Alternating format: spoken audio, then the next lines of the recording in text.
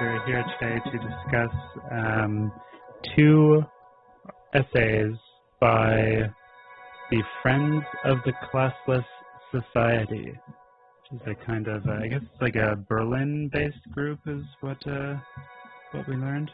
Yeah, something German. Something German, some German group. It's, you know, you can really tell that it's like a genuine group in the quality of the writing. Like, I feel like the writing that we've read is pretty high quality. It's like kind of on par with Endnotes, and I think that like having a group of people, like a set of eyeballs, all contributing and editing and like refining, really contributes to that quality of the writing. Whereas, you know, other things that we have read for this podcast, don't want to. I feel like we've been a bit too mean in the recent past, so I don't want to like call anything out specifically. But some things kind of like you can tell that they're written by an individual and not really edited, and don't really have the benefit of like a group of people, a set of eyeballs all working collectively to make something better. Yeah, that's definitely something I think when you have just like an individual writing, like, you know, it might even have been a personal piece that they decide to publish.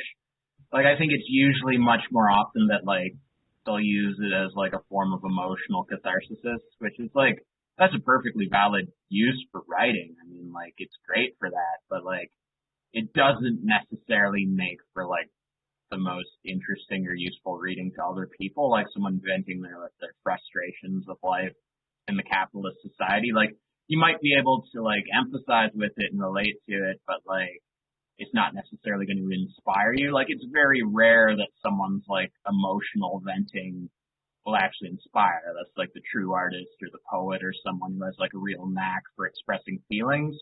Generally, you read these things where it's just like an individual venting and you're like, okay, yeah, I get it. Shit sucks. And I think like with like organizations like this Berlin group and Endnotes, where it is like a group of people, they're able to express that a little more, I don't know, like closer to objectiveness, like a little more like well reasoned, and like it's like the kind of argument that can get you thinking, and that if you were like gonna go up against an opponent, you'd be able to like back it up by pointing to like historical facts and, you know, like well constructed theories. It isn't just like, I'm really mad because like working sucks. Not that that's an invalid, not that that's an invalid statement at all. Yeah, the other benefits of having like a large group of people, or at least, you know, a group of any size of people collaborating, is that you get to pool the knowledge resources. So from what I know about Endnotes and their process is that they will, you know, like individual members will, you know, have an idea for an essay, and this is kind of like what I imagine. It's kind of a bit made up in my head, but it's also based on like some conversations that I've had. But it seems like, you know, an individual member will, you know, come up with an essay, maybe write a draft or something, and then they like talk about it because it's like a discussion group, right? So they'll discuss it, talk about it, probably, you know, think about how it can be expanded. And I guess that is how you get like so many footnotes, so many endnotes, I guess, is and like citing such a diverse and wide array of text is because, you know, you have like a bunch of you know, very smart people collaborating and putting all their knowledge together so that they can, you know, really produce something that is very scholarly and well sourced. The other thing that I wanted to say, just based on what you're saying, is that I think that like you know, there are a lot of this idea of like a group or an editor writing. I think it is like particularly important when writing kind of like nonfiction or things that are meant to be like argumentative, like essays. It really helps to have a second set of eyes, like an editor, an experienced editor, who is able to, look at the argument that is being constructed from a kind of like objective, kind of removed position, and tell you whether or not it makes sense, as well as kind of like tone down any kind of like stylistic flourishes that a writer might be tempted to insert into what should really just be like a pretty transparent prose style. When you're writing an essay, you shouldn't really focus on having like a nice style. You should really focus on the argument first and foremost, and being able to express that argument. But then that is all well and good. But when you have like an artist who is like trying to develop like a particular voice, or who writes in a particular voice and is not necessarily trying to express like a logical argument, but is rather trying to express like an emotion or evoke an emotion, who is working on like a poetic or a literary register rather than like a philosophic or like argumentative, like rational register, then I think it's fine not to have an editor, but it's also going to take a lot of time for you to kind of like develop a voice that is compelling and like kind of recognizable, and be able to edit yourself, basically. Like in order to really be an artist and like develop like artistic integrity, you kind of need the experience of self-editing. Yeah, that's actually something I've been thinking about, because I feel like in our culture, and like especially contemporary culture, like using those two broad categories of like writing and communication, like I think like in our society there's a lot more emphasis generally put, especially for young people, on like that more like artistic, self-expressive, emotional writing, where like you're trying to like express art, but art's like a vague thing. So like in reality, more often than not, what is getting expressed by like online content creators is like essentially like, not to be mean, but it's like a look at me kind of thing. It's like, you're trying to like present yourself as someone with like a lot of like stylistic flourish and like really like passionate emotions and like an interesting view on the world. Like that's typically what you find, and it's like more rare that you'll actually get someone that actually like emotionally expresses like a more broad like human condition that people can really like resonate with. And like I think when that does happen, it's very important and it's a beautiful thing. But like in many cases, I think there's like a lot of emphasis just put on like personal branding, on being like an influencer, on being like a content creator, on people like paying attention not so much to like the subject you're talking about, but as like you as like this cool, interesting, quirky, like unique voice. Whereas I think if you're like writing philosophy, or if you're writing like theory, or if you're like, writing about political ideology, it is kind of a different mode where you're not so much writing as you, as like this ego identity, as like this atomized like individual with a name and like particular feelings about things, so much as you're writing as like an advocate for like whatever it is you're representing. Even if it's like a new theory that you're building from scratch, it's still like going to be like, okay, this is like an argument I'm making for a certain way of interpreting the world or society or politics or like human relations. And like, I think in order to do that effectively, you do need to kind of like detach from your own immediate experience, or else other people won't be able to relate to it as an idea. Because I think like effective philosophy, you want people to read it and then internalize it. You want them to like develop it further, to like think about it. I mean, I think it was like Whitehead who said that like basically all of philosophy is a series of footnotes on Plato, which is like obviously an oversimplification, but it does kind of like make the point that like ideology, theory, philosophy is this thing that like you're not just like making a finished product, you're making something that you want people to like build upon further. Absolutely. So let's get into it.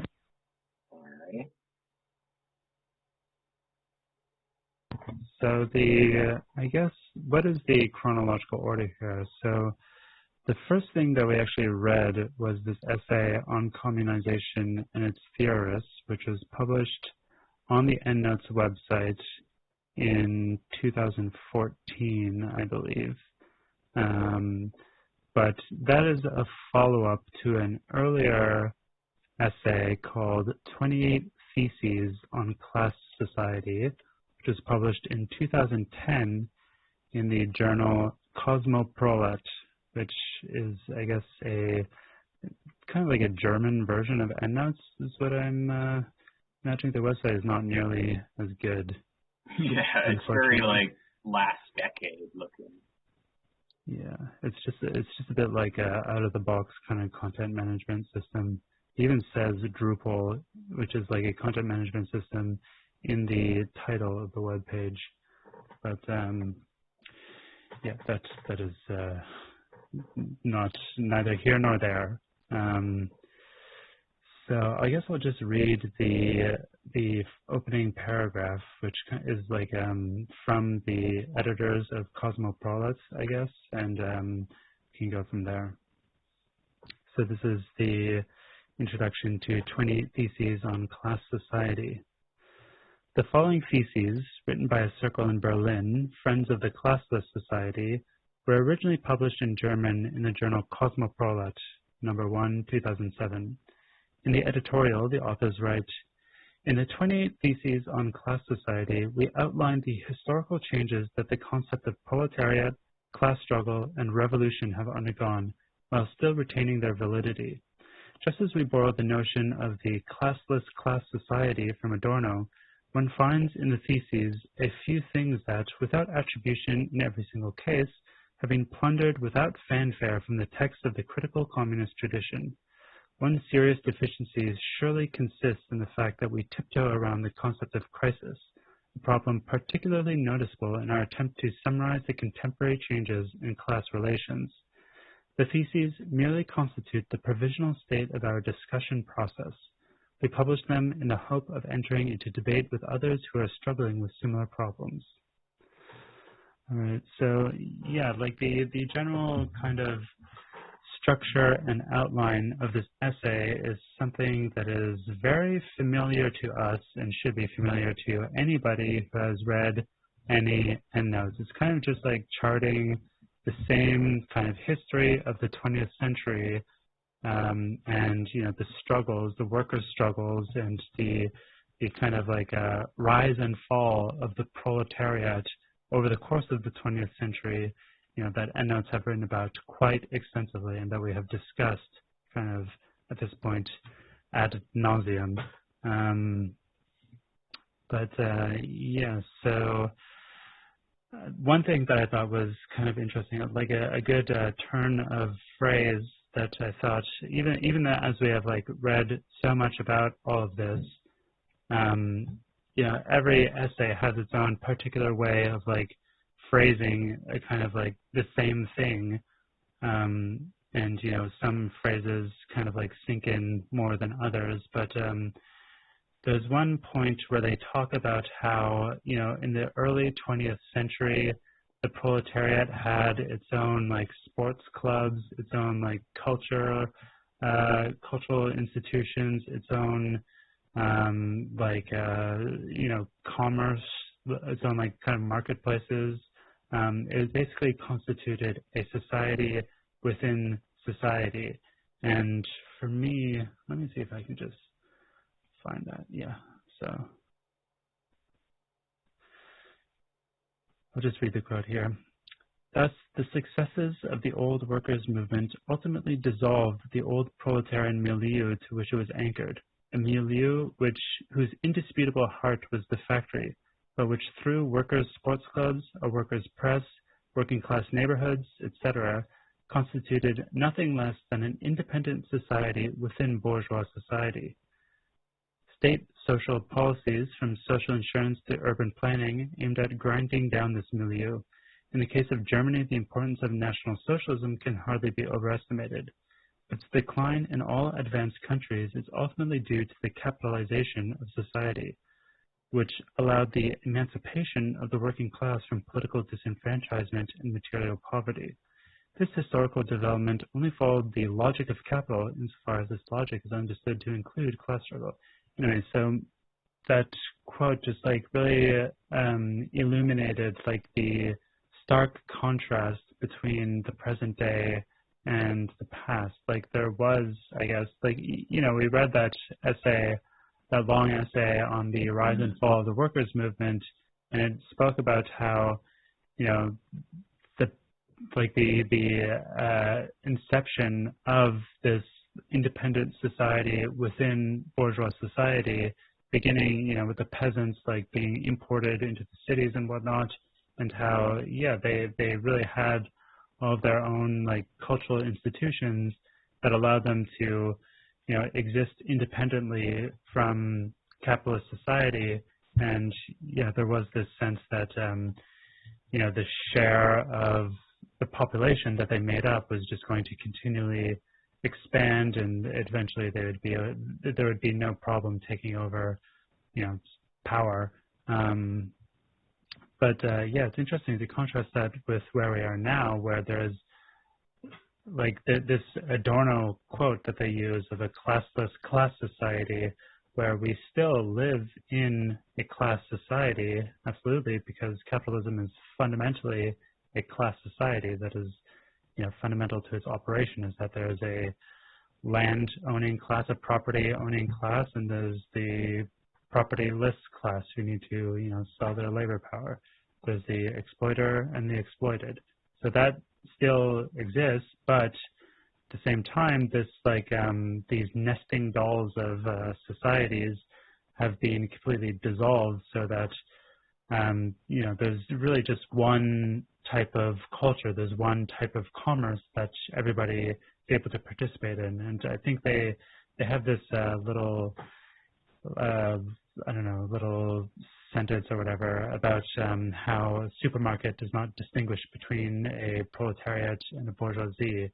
And I think that you know, it really illustrates how all of society, all of culture, all of our institutions are in a way, you know, shared. It like all the different classes that there are, even though they've become more and more like numerically skewed, you know, the 99% and the 1%, they're all kind of like participating in the same culture, in the same types of institutions. With regard to like civil institutions, obviously the 1% have like a greater access, greater opportunity. You know, they don't really need to follow the laws in the same way, and they're not like bound by the same kind of like forces as, you know, your average proletariat. They can just buy their way out of most situations. But at the same time, like, they're watching the same types of shows that the proletariat is. Like, there's not like a separate culture that exists for the bourgeoisie. They're watching the same shows. They're using the same commodities as well. Like a bourgeoisie, like a billionaire, has the same, you know, iPhone that a proletariat has. I mean, I guess they're like more, you know, there are like different strata of commodities produced. There are luxury commodities and whatnot, which are kind of out of the reach of your average working class person, you know, especially like your global working class person. But, you know, they still have the same opportunity to buy like a mink shawl or like the most expensive iPhone or whatever. You know, those commodities, like the company selling them is happy to sell to whomever. Like, they don't distinguish between classes. I mean, I guess there are some commodities, but even then, it's hard to imagine that. Like, there's some like institutions that you cannot enter into as a working class, like country clubs and whatnot. Those sorts of things still remain to provide like an exclusive space for the bourgeoisie. But by and large, the distinction between classes has been kind of eradicated, so that, you know, there's really just one culture, one kind of society that is shared by both classes, but, you know, the bourgeoisie have like a easier time of it than the working class. That is like, I mean, I think that is part of the inherent logic of capitalism as we've seen it develop over the last however many 100 years. It's like, I think it's like So it's got such staying power because it does seem to like slowly infect everything, and it like breaks down all other like potential forms of structure like for society and replaces it with this like market logic where, you know, it slowly breaks down like religion and like spirituality and like anything that might have previously driven a culture, like, you know, some like great unifying project or something, gradually gets replaced by like the profit motive, and like that becomes like the sole defining feature of like any venture is to do well on the marketplace. And like I think especially nowadays you see that this logic has really like gotten into everything, where it's not like you make art for the sake of like expressing something artistically. It's like, you know, so you'll be a content creator and you'll have like a hit and you'll be financially remunerated for it. And I feel like so much of our contemporary culture is just this kind of like market mediated logic, where even a lot of stuff that doesn't initially seem like mental health related things, like doing things for fun, there's like this implicit sense that that will make you like an ideal, well-functioning, normal person. Like a lot of mental health stuff basically comes down to that. And what is a normal person? It's someone who does well in like the market society, who's able to thrive under capitalism, who will just have like more get up and go and more creative inspiration, and will like, you know, just like really get their shit together and pull themselves up by their bootstraps. You know, and even like I think in the 21st century, things like relationships, like I've heard so many people say that they don't even like the experience of dating because online dating basically feels like applying for jobs and going to job interviews. But I think like this is one aspect of capitalism that does essentially affect everyone everywhere more so as time goes on. Like no matter how rich you are or how poor you are, is gradually your entire life starts to like ebb and flow by like the pulsating logic of the marketplace. Disgusting. Pulsating logic. Yeah. Yeah, this thick, veiny, greasy. Ew. Don't call it thick logic and of veiny. capitalism. Getting deep down into the collective psyche of the human race. Disgusting. Well, what are we to do? What are we to do?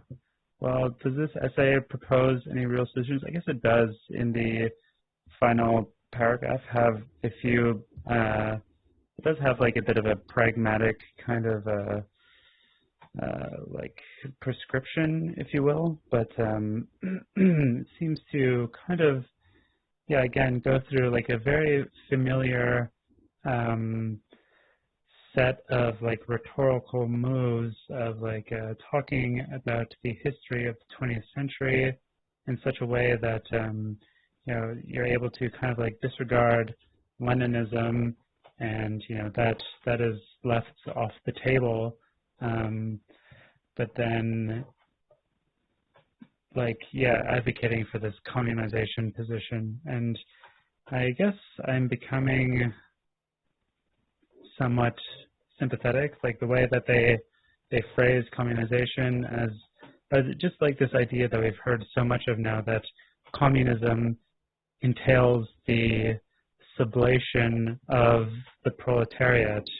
You know, in order to achieve communism, you need to, or what communism is a classless society, but not a classless class society, a classless society full stop.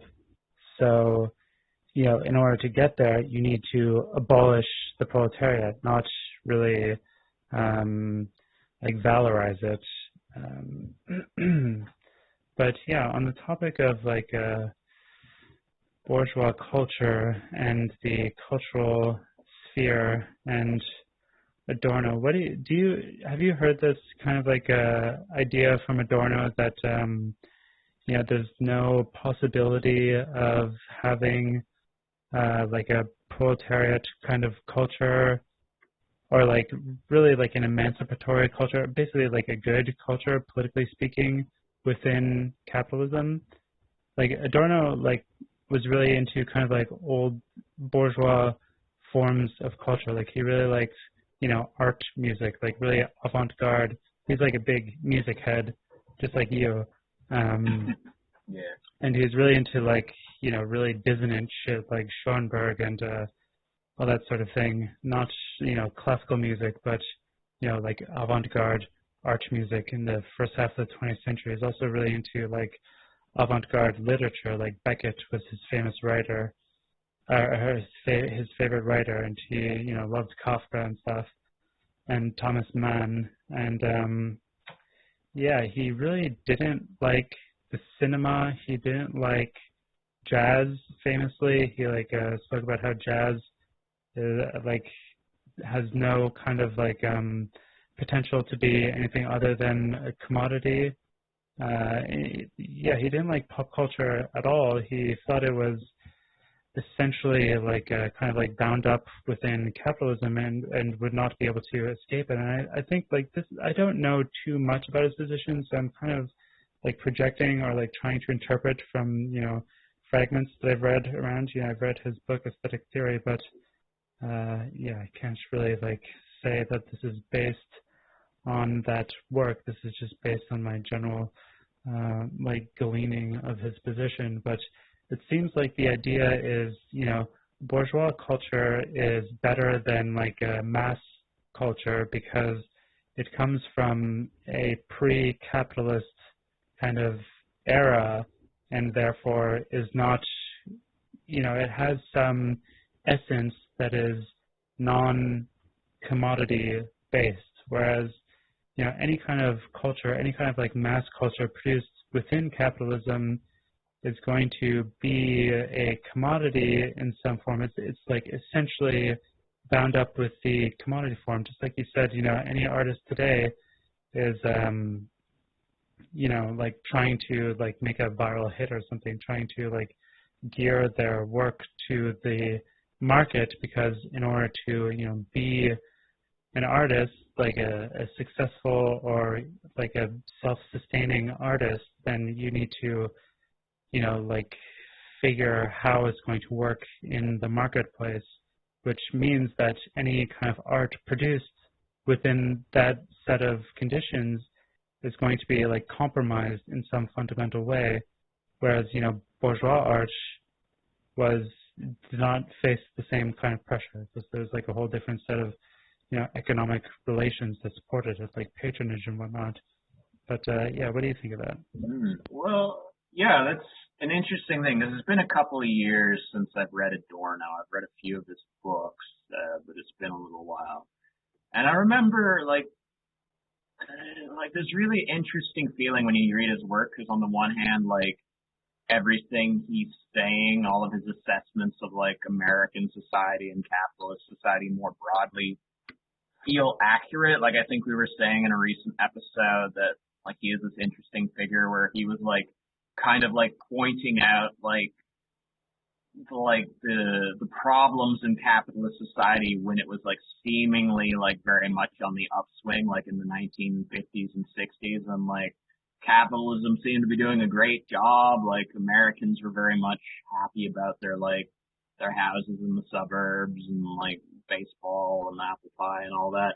And he was articulating the artificiality of it and the fakeness of it in a way that I think didn't really become obvious to most people until our lifetime, basically, after the millennium, when it really starts to become apparent the inherent crisis tendencies.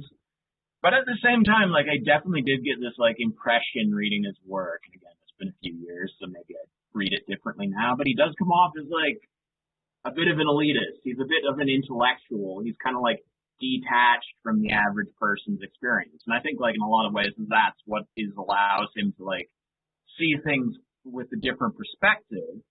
But like you say, he was super into experimental art, and I think he put sort of a weight on this rarefied kind of abstract intellectual milieu where you had to be of a certain intellectual breeding to be able to get it and appreciate it. It always feels he's kind of looking down on what the common person is into. I distinctly remember in one of his books the section where he's talking about football, and he just seems completely disgusted by the idea of a bunch of like people from a small town at a football game cheering their team on, and he's like just completely like reducing it to like commodity and like fascist tendencies and aggression. And it's like, that's my frustration with Adorno, is like all of these things he's saying, I can kind of get it, but like I can also get the perspective of like the common person in especially like 50s and 60s where like, you know, it's just like they're enjoying life, they're having fun. So yeah, I do think there's this like duality with Adorno stuff where like his criticisms are very much on point, but it's also like, it's complex. You can see why people would be seduced by capitalism, especially at that time.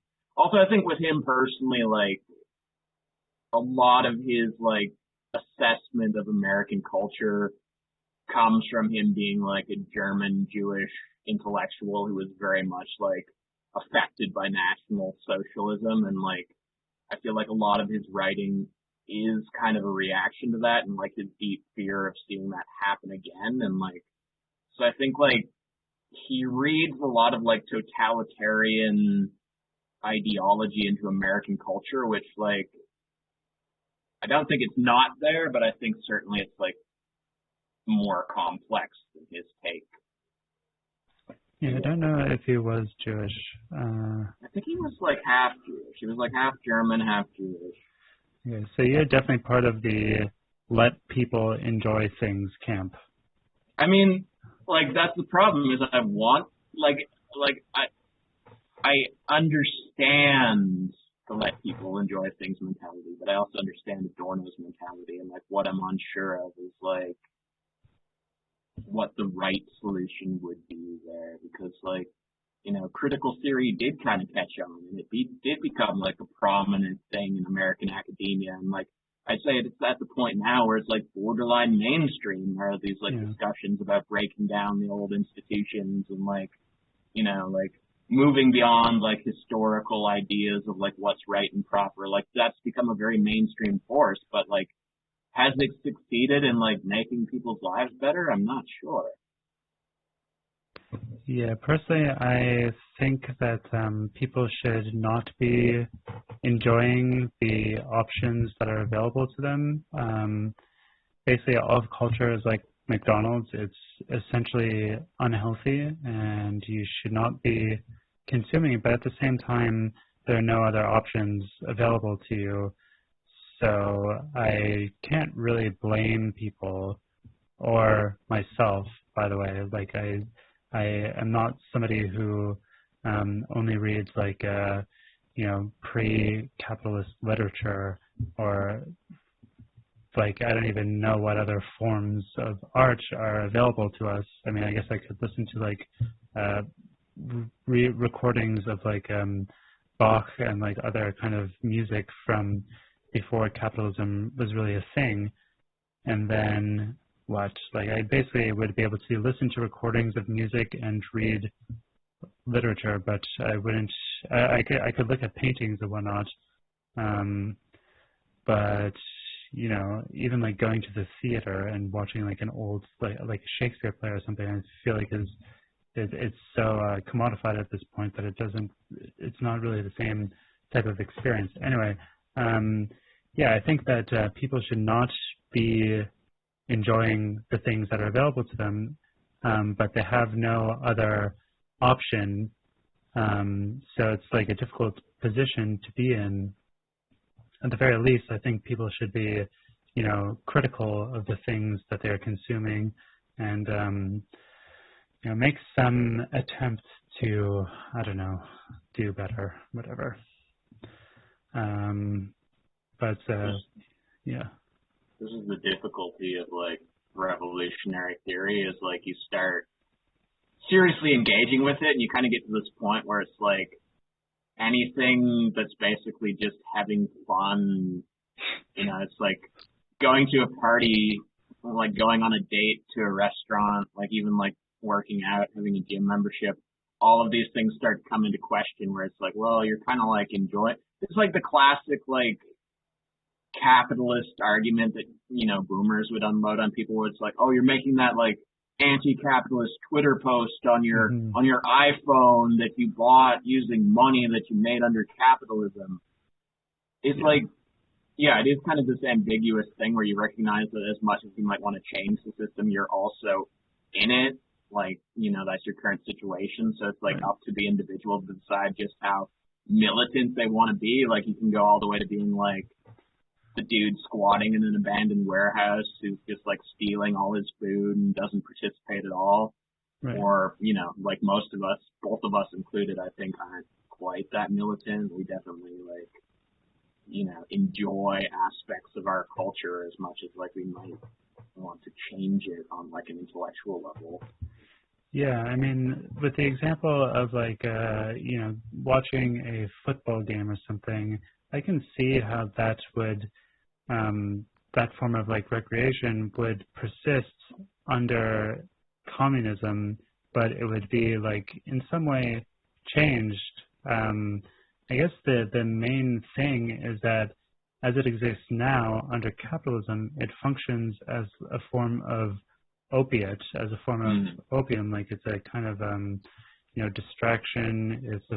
It's like a coping mechanism, and people like project themselves onto their sports teams, onto their celebrities, onto their social media personalities that they follow.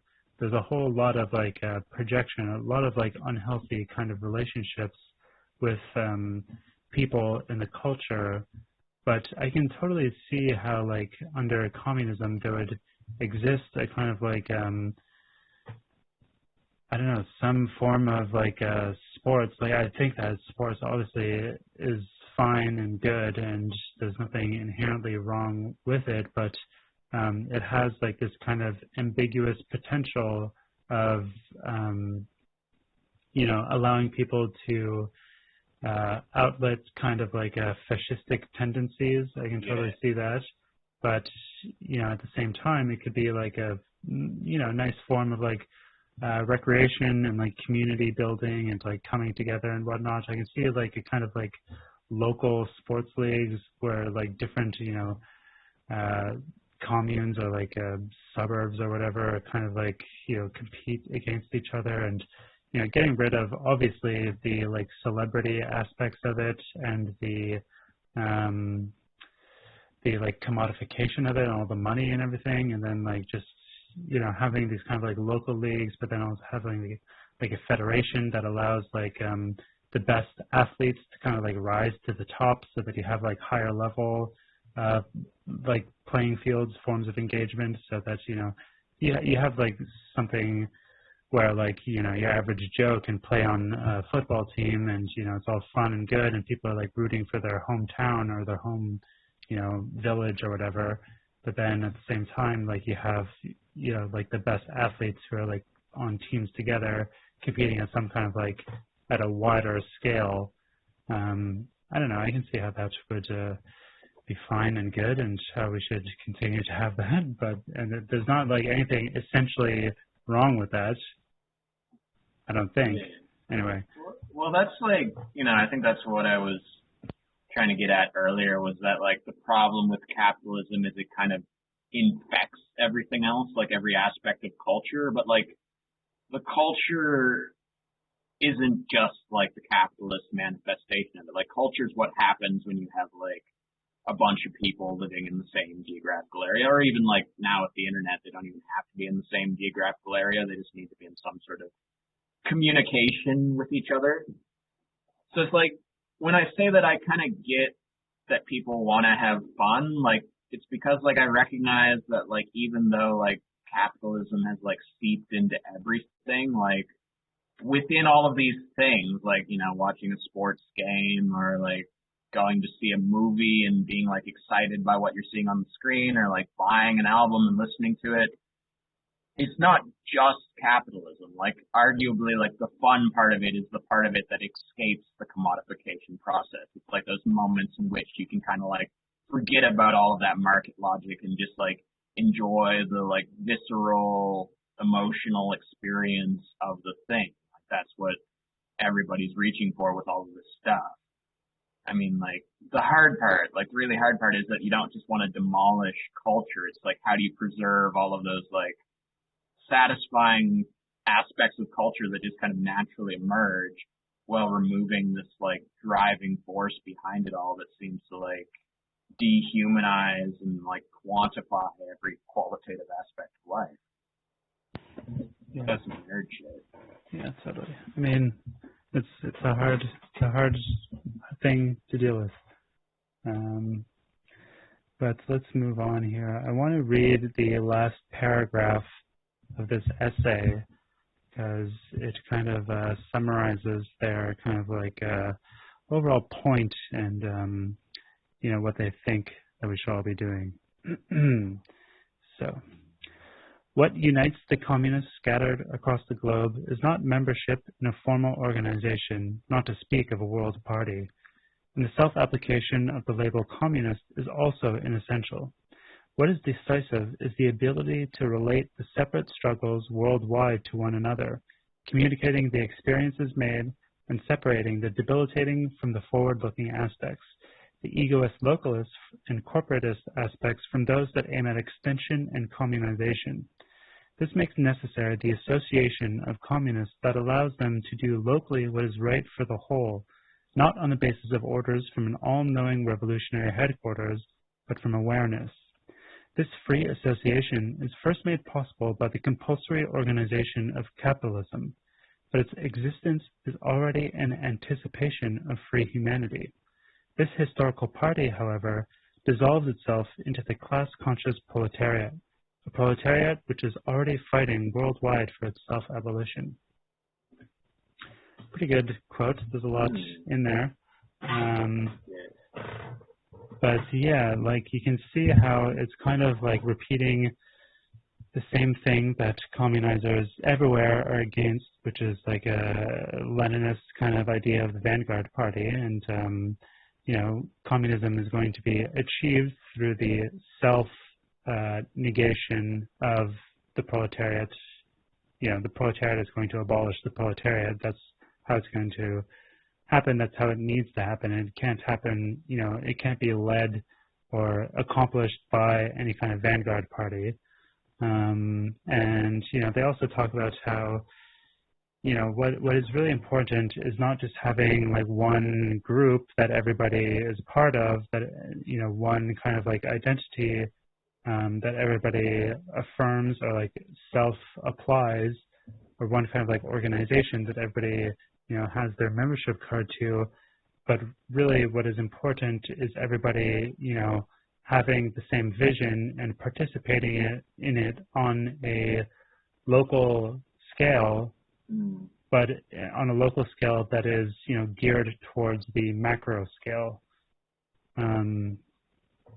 Pretty interesting stuff, like the idea that, you know, what's important is like awareness of how your local struggle like fits into the macro struggle, and how, yeah, again, this idea that like it's not super important that everybody be participating in the same organization, but at least that everybody share the same kind of vision, I think is pretty interesting. And like have the idea that all of their different struggles, because, you know, struggles need to take different forms in different locations. It needs to respect the, you know, particularity of the of like what is happening on the ground wherever it is. And like a locality could be like an individual workplace, it could be an individual city or like a state or province, it could be, you know, a country. You can expand a locality out further and further, and you know, it gains more and more kind of like complexity. But you know, the struggle that is happening in every kind of locality needs to acknowledge that it is part of like a kind of global or like some kind of overall thing that really needs to comprise everybody. You know, this is left communism, so the abolition of capitalism needs to happen everywhere at once. You know, like global capitalism, our capitalism is global and everything is tied together. You can't really achieve communism in one place, or at least like even if you do, it has to be on some kind of like temporary basis. Otherwise, it's not really going to work, I think, is the argument here. But do you have any thoughts on this quote? Yeah, well, I mean, I think that does tie into like what I've been thinking about a lot lately, where I've been trying to like unpack, like just for my own understanding, like the ideological differences of like the three major ideologies of the 20th century. So like capitalism, communism, and fascism, where like I think like the logic of capitalism is basically like individual competition, where it's like this marketplace and everybody's just kind of like putting out like their individual product, like be that like an actual product you're selling your labor as a worker, selling like your brand identity, which is like certainly a growing like cultural force in the 21st century. And the logic of capitalism is such is that like everybody's competing. The ones who are like really good at winning the competition rise to the top, like whether or not that's fair. The people who are really bad kind of fall to the bottom, and like it's it's kind of Darwinian. The logic of fascism, and I haven't really looked into it too deeply, seems to be like this like centralizing will where it seems to try to like get everyone to kind of collaborate with like this single like unified like national vision around like the controlling party or the dictator or whatever. And it seems to be like in some ways it's kind of like a response to capitalism where it wants to promote a more cooperative environment. The problem with it is that like I think you really create this great potential for danger when you're like getting an entire society to unify around one will, because if that like one will turns out to be like Hitler, you have this great potential for like catastrophe.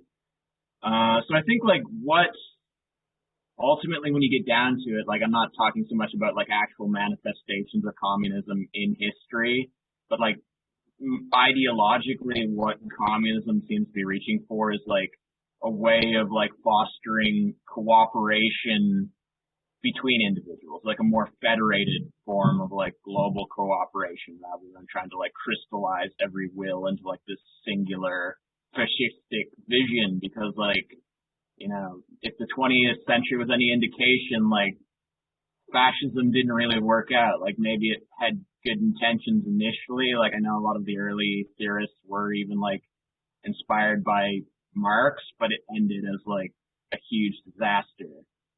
So I think like that's why now it seems like the only like ideological alternative being proposed to capitalism is some sort of like genuine communism, where you find like a way that individuals can, in their like freedom and self-determination, organize in a way that's like mutually cooperative. I think this idea of communism being about allowing or figuring out how people can kind of cooperate and work together, collaborate in some kind of way. It's pretty interesting. I was just reading some Hegel, the section on spirit, and just in general, the Hegelian concept of recognition seems pretty important and interesting here. I can't relate it too deeply, but basically, when two consciousnesses like come into relation with each other, there's this recognition of the other as conscious, as self-conscious, or no, they recognize each other as consciousness, and then in order to become self-conscious, they need to like overcome the other or something. But anyway, there's this idea of like a recognition seems important here, like recognizing the other as a kind of like equal being, as some kind of like entity that is on a similar footing to oneself, rather than like the kind of like liberal mindset of not even really acknowledging the existence of others. Because that seems to be like what atomization, what like liberal societies drive towards, like separating individuals is based on, is like prohibiting others from like interacting, from really being aware of other members of society. And then like fascism, I don't even know what the hell that's about. Is this like negation of the other or something? Yeah, I'd say like in terms of like, you know, like how I would interpret like the view of the individual from these three perspectives is like with liberalism, it's like this like constant recourse to like the idea of the blank slate where you're this kind of like abstract identity. You're like this soul or something in like an atheistic sense. Like you're just kind of like this free floating consciousness that tries on like different like, you know, commodity flourishes and like ways of expressing yourself. But like ultimately there is like no particular form or definition beyond like market mediated logic. And then with fascism, I think it's like, whether or not like you believe that there's like a singular will, like it's like you're attempting to manifest like this singular will. Like there's this idea of like the consciousness of the nation or the empire or like the dictator or God or whatever. Like obviously fascism can take a lot of forms, and it's like you're trying to make like this one collective identity, like this unifying force that kind of subsumes all individual identity. Like you treat that like it's the most genuine, authentic expression. And then like with communism, I think it's in this interesting place where like, you know, it's like not either one of those, where it's like you recognize that other individuals are unique totalities, like they're like something distinct from yourself, where they might have like a different configuration of values and like ways of understanding the world, you know, perhaps ways that you might not even be able to fully understand, even if you spent like 100 years, like, you know, as like white people, we're not really going to understand like the black experience. As men, we're not going to understand like the female experience. There's just like unique aspects of being to every individual that's like uniquely theirs, and that's to be respected. So I think it's like, it's not like liberalism where you're just reducing everyone to this kind of interchangeable, like amorphic, like being, this like producer consumer. And it's not like fascism where you're saying like, okay, this one singular will, I'm going to like imprint it onto everyone so that we can all move as like a single body. Rather, you're trying to like basically learn to negotiate, where you're recognizing like, okay, other people are different than me, but like hopefully we share this desire to be able to like collaborate and work together in such a way that it actually promotes like a cohesive and diverse and interesting society. Like I think that to me would ultimately seem to be the goal of like a communist project, is like finding like the best way to promote like the development and expression of like every unique will. So we'll move on to On Communization and Its Theorists, which is both, it's been a little while for both of us, I think, since we read this. So, you know, not that we have really been like laboring to give like these intense kind of like detailed summaries of what we're reading here, but yeah, this might be a little less detail than even that, because we were originally going to discuss this for last week's episode, which kind of like got carried away talking about the pandemic About and the whatnot. Rona. Yeah, about the Rona. But here, I'll just read the opening paragraph provided by Endnotes. If the term communization is absent from Endnotes 4, this is due partially to the topics we covered and partially to our frustration with the way this world has become associated with a new theoretical brand and/or radical identity. We will return to the theme of communism in the present tense in Endnotes 5, but as a preview of that issue, we here publish a critical take on communization by some friends of ours in the Classless Society.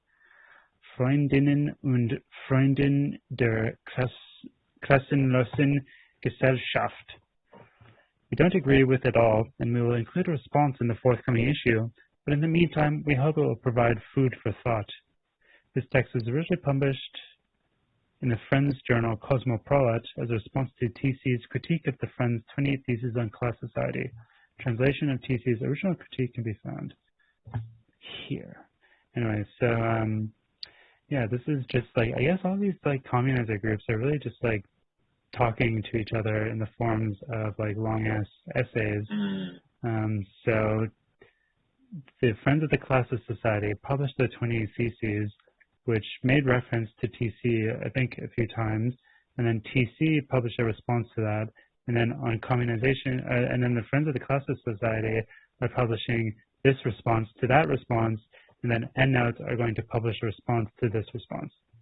Yeah, and over the course of like several years. Yeah. Like, this essay came out in 2014, or at least it was published. No, wait. It doesn't say the date here, but I think it says on the website that it came out in 2014. And then, I don't know. Yeah. The original essay that started this whole off came out in 2007, originally in German. So that's quite a long George time ago. Bush was still president. Yeah. So so what is the main point here? Like, is this, the 20 Theses are definitely like communization. That's definitely like an essay written from the communization perspective. It's classic communization theory. It's like classic, history of the 20th century that we've read so many times at this point. Classic kind of like diagnosis of the workers' movement. It's all very kind of classic communization theory, even like the classic definition of communization as like communism in the present tense or whatever. It's all very classic. But this essay is a bit critical. It's a bit, even Endnotes in their introduction are saying that it's critical. So I kind of appreciated it for that point, having, at least some kind of like a divergence within this camp, like some kind of like something to kind of like push against. If everything's coming from the same direction, moving along the same vector, then it's a bit difficult to kind of like figure out what the hell is going on, figure out a critique of it. Yeah, like Go ahead. Like you said, it's been about a week or so since I actually read this, but I do remember the part that seemed to stand out to me was like when they're critiquing this idea that's perhaps common amongst like communization literature of like moving to a model of society where like there's no labor because everyone's just doing things passionately, and like they're kind of like like almost kind of like sarcastically like trying to figure out like if that's tenable or even desirable. Like I think they use the analogy of like manufacturing coffee cups and like asking if it's really necessary to like make the process of manufacturing like a coffee cup passionate and exciting and fun. Like wouldn't you rather just like minimize it down to like just the least time consuming and effort consuming process? So I think like that is an interesting point to bring up, like, when you're talking about theoretical communist society, is like trying to recognize that like, yes, labor will still need to be done, and like a lot of like our critique of capitalism is not so much like for the abolition of labor, but for like a qualitative shift in the nature of labor, where it's like you want it to be voluntary, you want it to be passionate, you want it to be fun, like you want it to be self-organizing. And I think like one of the things being said here is like, yeah, that all sounds good, but like easier said than done.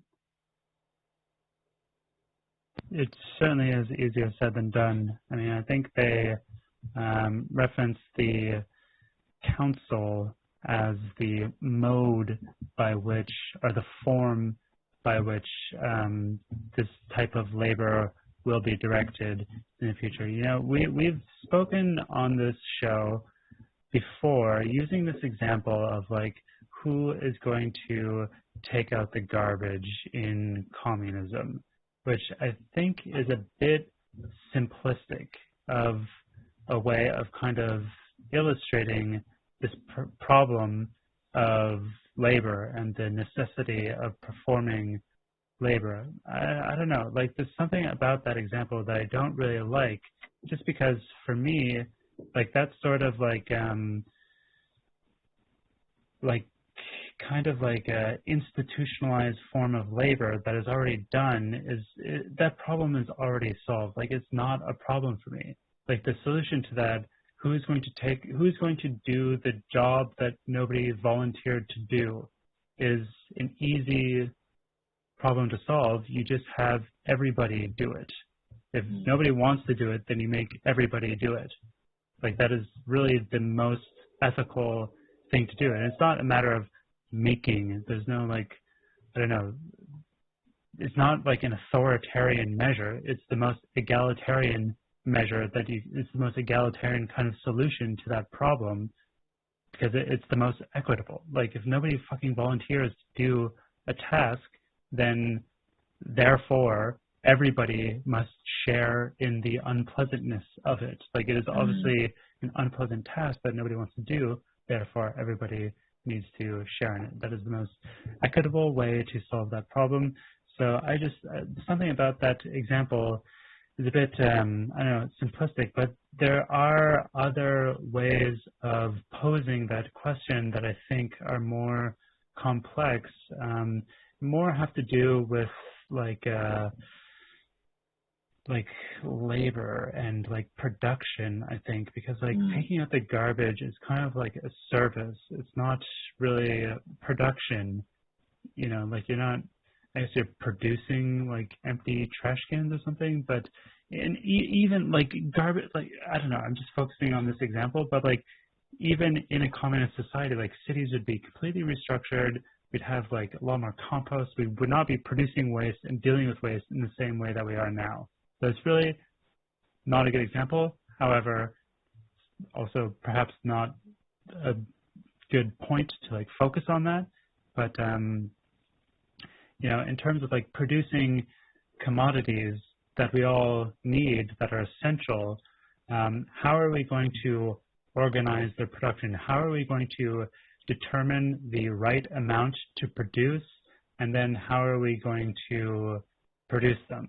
Some commodities, you know, in order to produce them, you need like specialized kind of people to do it. Like you need, you know, experience and training and whatnot. And it's perhaps not something that you could necessarily volunteer for, or even if you could, then it would take like a long time for you to be capable of volunteering.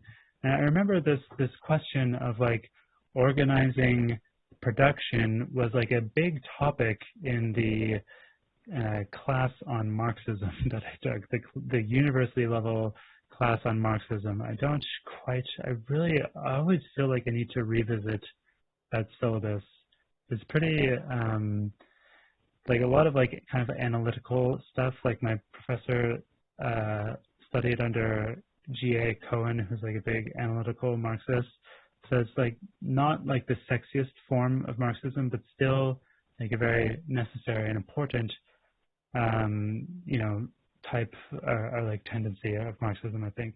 Anyway, you know, that question of like, how are you going to figure out how many coffee cups to produce, and then, you know, assuming that producing a coffee cup takes a lot of like training or whatnot, how are you going to, you know, get people up to standard or whatever?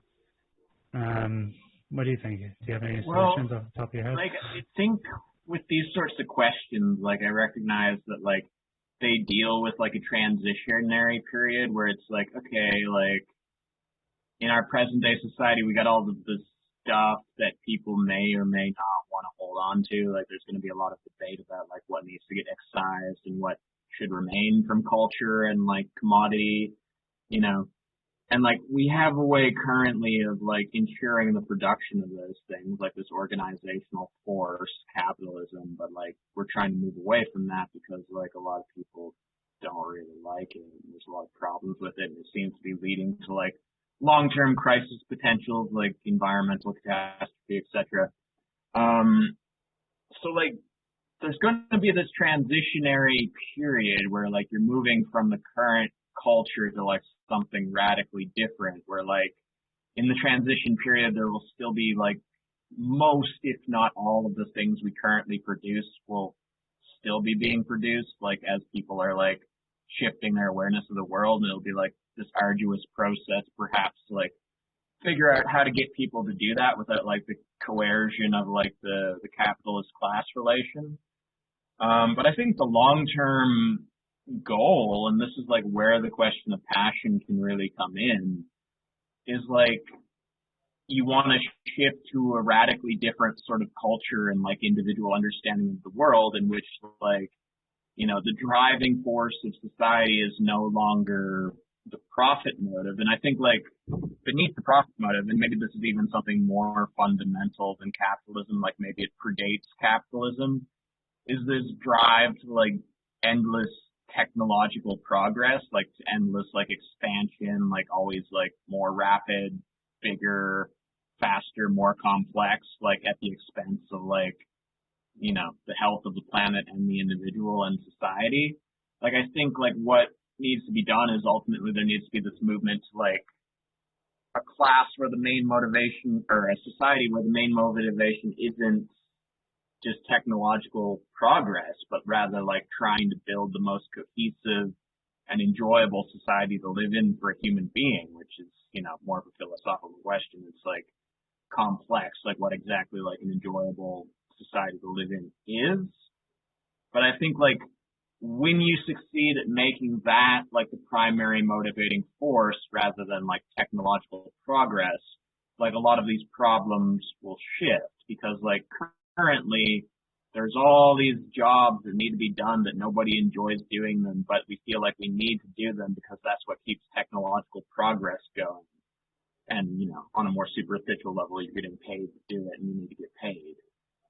If you lived in a society where like your primary goal wasn't technological process, but to like maximize like cooperation and personal satisfaction amongst like the greatest number of individuals, I think like any sort of difficult, arduous, unpleasant job would like very immediately become a point of focus where it's like, okay, well, why are we doing this? If nobody likes doing it, like, maybe we should try to like minimize it or radically reconfigure it in structure. Like I think there would be a lot more emphasis placed on like trying to remove those unpleasant tasks or trying to reconfigure them in such a way that like they become more spiritually satisfying for a greater number of people.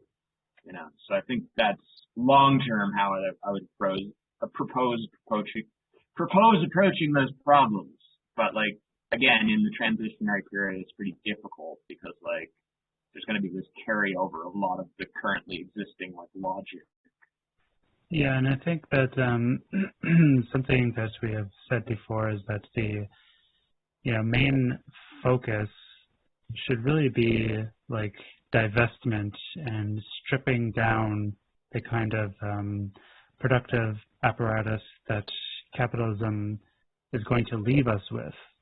Like a lot of, I think I've said this before, but a lot of like people focus on like cybernetics and the potential for like computer systems to like, automate so much of these sorts of things, and like how, we can only really, solve the problem of communism now because we have like quantum computing and like, all these cybernetic theories and whatnot.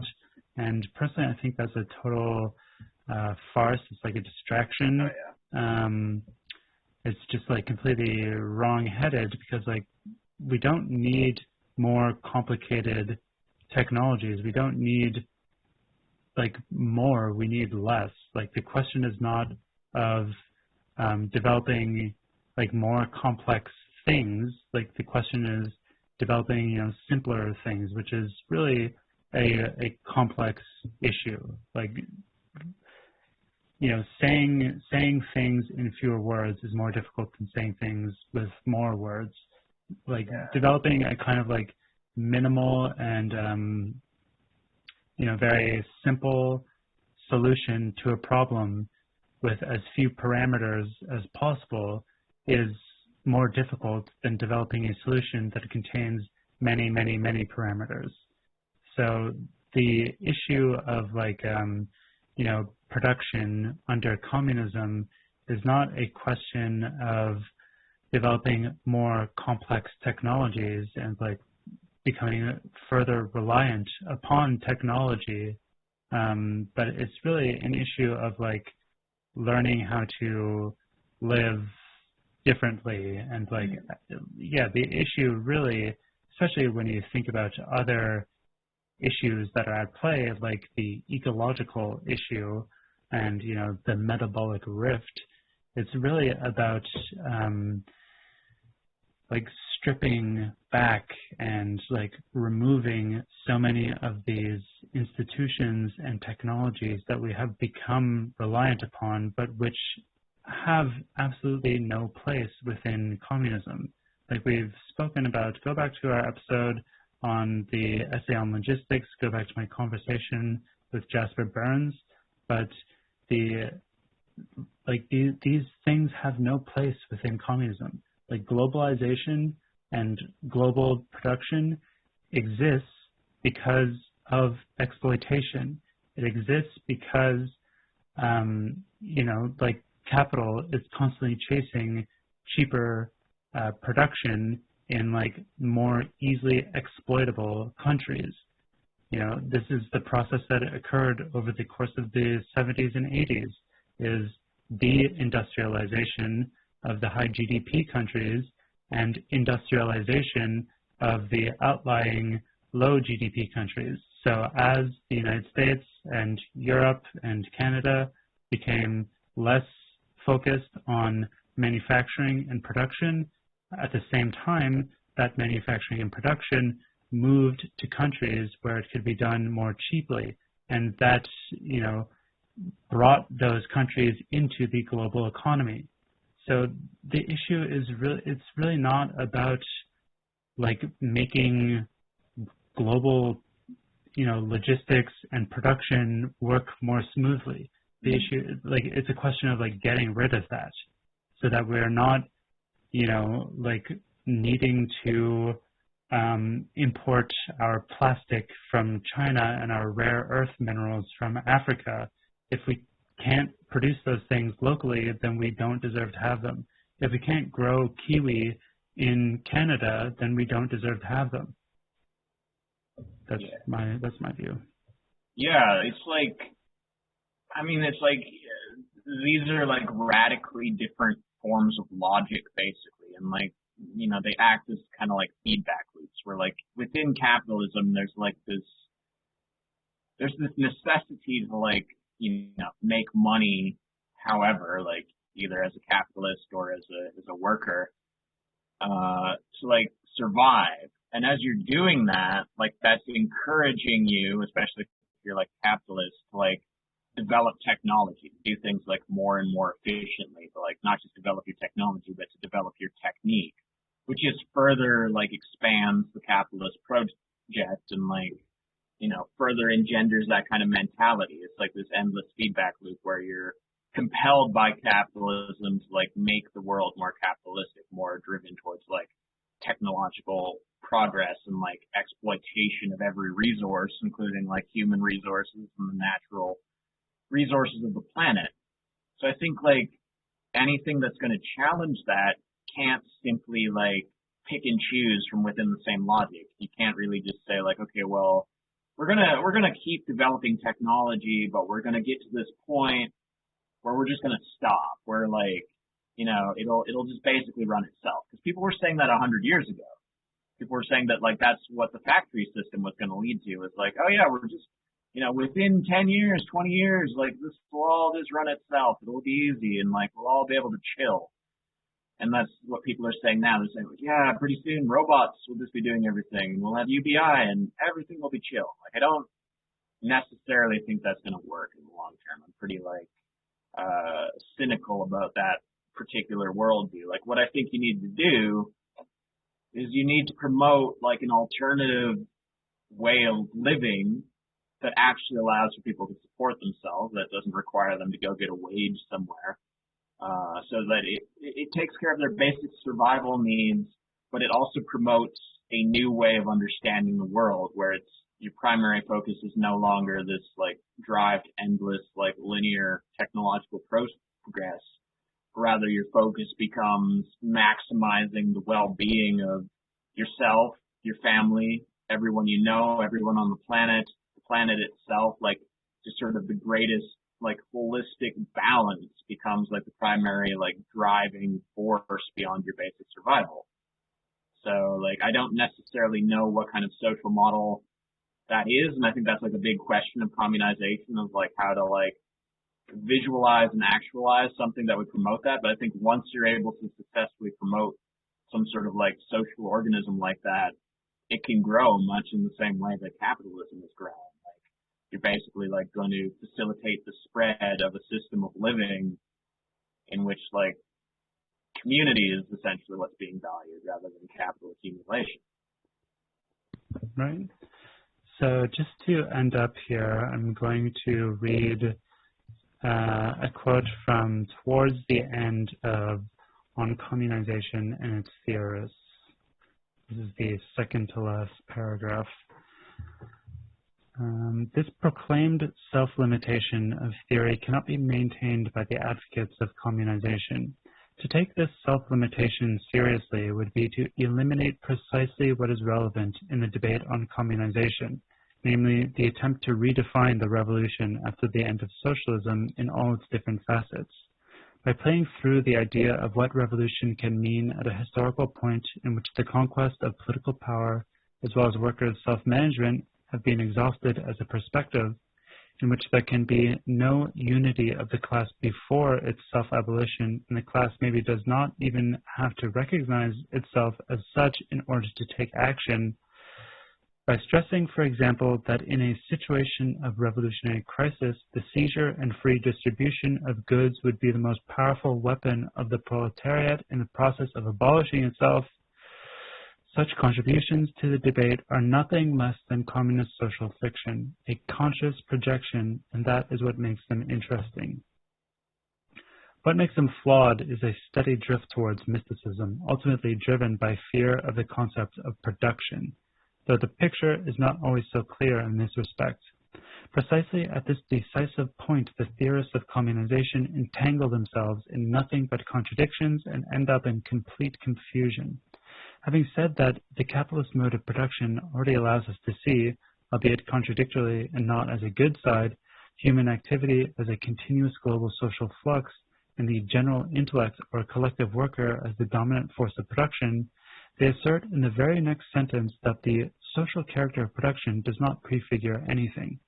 The product abolished as such a moment ago reemerges in shamefaced quotation marks in the scenario of revolution, where it is freely distributed. Socialization of labor and the means of production are deemed sometimes as the alpha and omega of the affirmation of the proletariat, and other times as the only revolutionary way out. At times it seems that the theorists of communization do not really understand themselves. It remains to their credit that they ruthlessly note the end of an era, showing what from today's perspective is insufficient about earlier attempts at revolution, and at least pose the question of how the escalation of class struggles into communism could occur today. All right. So yeah, it seems to be like a pretty polemical essay where they're kind of like talking a lot of shit specifically about TC, and basically about how they don't really understand what they're saying when it comes to production specifically. Basically, seems like TC wants to have their cake and eat it too, and in terms of